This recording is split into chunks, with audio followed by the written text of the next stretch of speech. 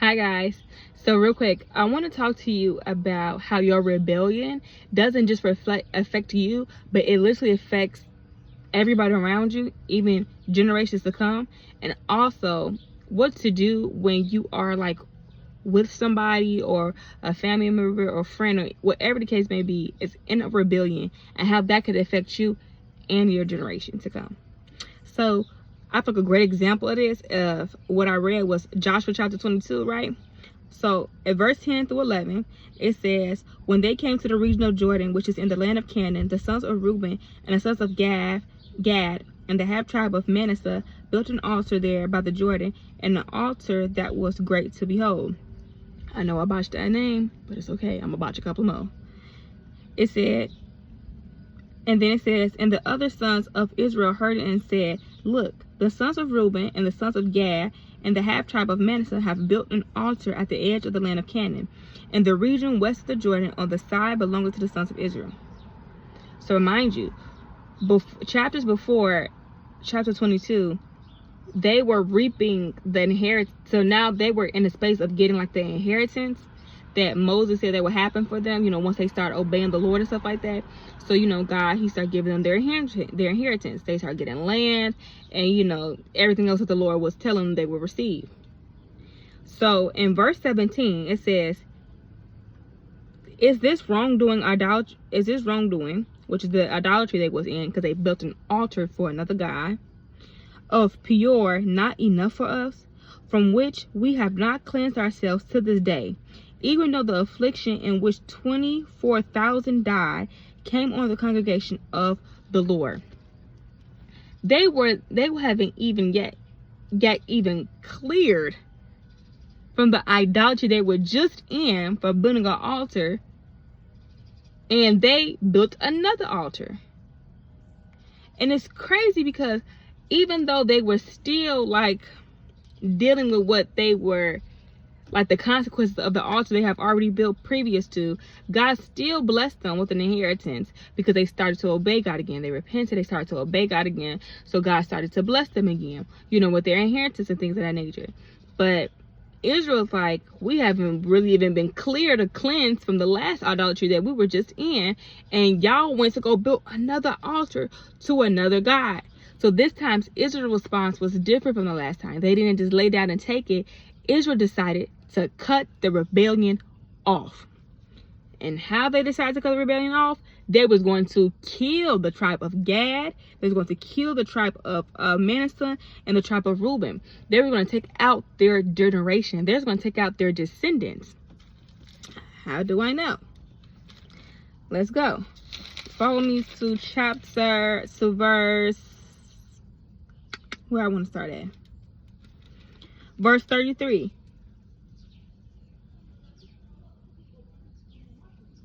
Let's go up some. Let's start at verse 30, and we're going to go to verse 33. It says, so when Phinehas the priest and the leaders of the congregation, the heads of the families of Israel, who were with him, heard the words which the sons of Reuben, the sons of Gad, and the sons of Manasseh spoke, it pleased them. Phinehas, the son of Eleazar, the priest, said to the sons of Reuben and the sons of Gad and the sons of Manasseh, today we know that the Lord is among us, because you have not committed this unfaithful act against the Lord. Indeed, you have saved Israel from the hand of the Lord. So I'm going to backtrack some.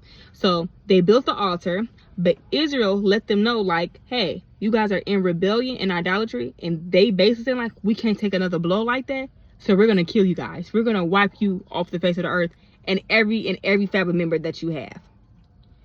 So Gad, Gad, Reuben, and Manasseh decided to, not go through with the altar. They either destroyed the altar or like broke it down or didn't finish completing it, whatever the case may be.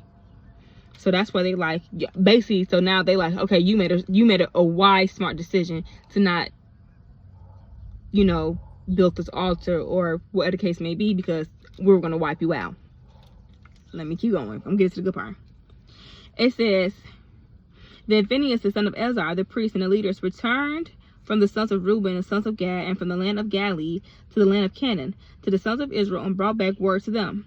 The report pleased the sons of Israel, and the sons of Israel blessed God, and they said no more about going to battle against them to destroy the land in which the sons of Reuben and the sons of Gad were living. Boom. And I think I missed a part. Okay, let's go to verse 23, right? Let me backtrack real quick. We're going to go to verse 23, and then I'm going to explain everything that was going on, right? Verse 23, it says, no, let's start at 22. Follow me. It says, the mighty one, God the Lord. The mighty one, God the Lord. He knows and made Israel itself know. If it was in rebellion, or if in an unfaithful act against the Lord, do not save us this day. If we have built an altar for ourselves to turn away from following the Lord, or if we did so to offer a burnt offering or grain offering on it, or if to offer sacrifices of peace offering on it, may the Lord himself require it of us and hold us responsible. But in truth, we have done this out of concern for a reason, saying, in time to come, your sons' descendants may say to our sons, what claim do you have to the Lord, the God of Israel? For the Lord has made the Jordan a border between us and you, you sons of Reuben and sons of Gad. You have no part in the Lord. So your son descendants may cause our sons to stop fearing the Lord. So we said, let us prepare and build an altar, not for burnt offerings or sacrifices, but to be a witness. To be a witness. And the word witness means recorder. The word witness means testimony. The word witness means evidence. Between us and you, and between the generations after us, that we are to perform the service of the Lord before him with a burnt offering and with our sacrifices and with our peace offering, so that your son descendants will not say to our sons in time to come, you have no part of the Lord.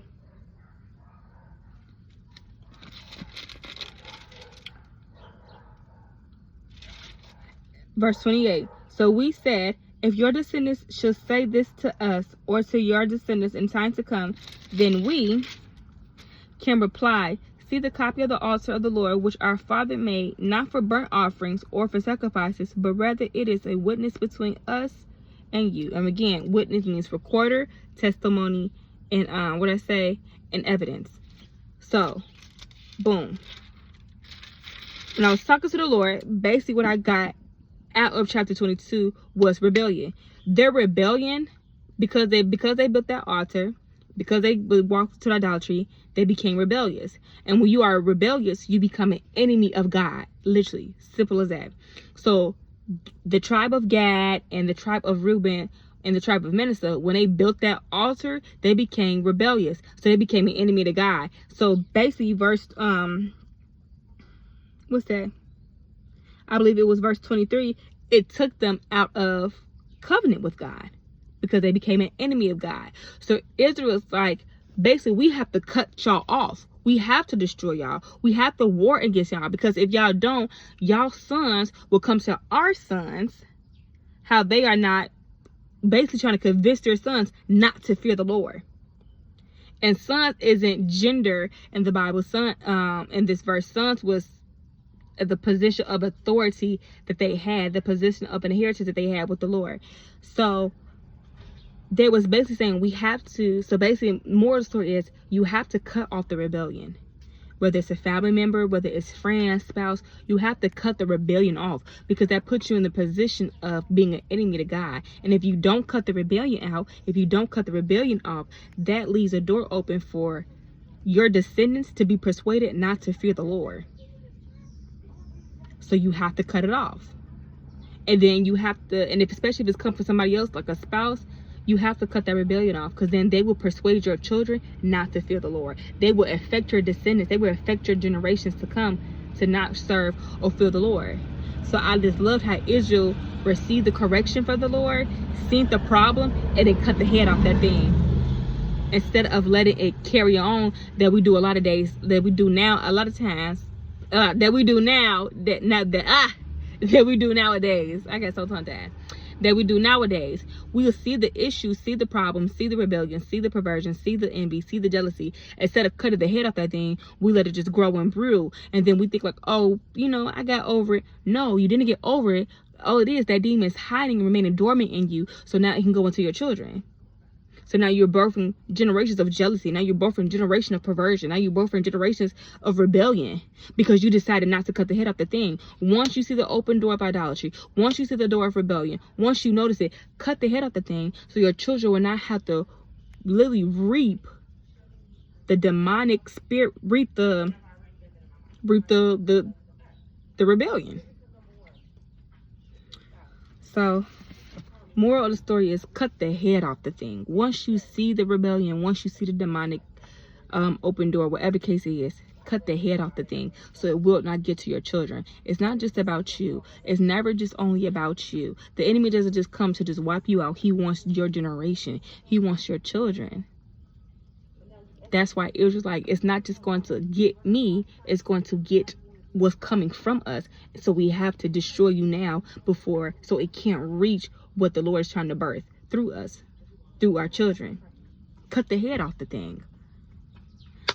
All right, love you guys. Bye.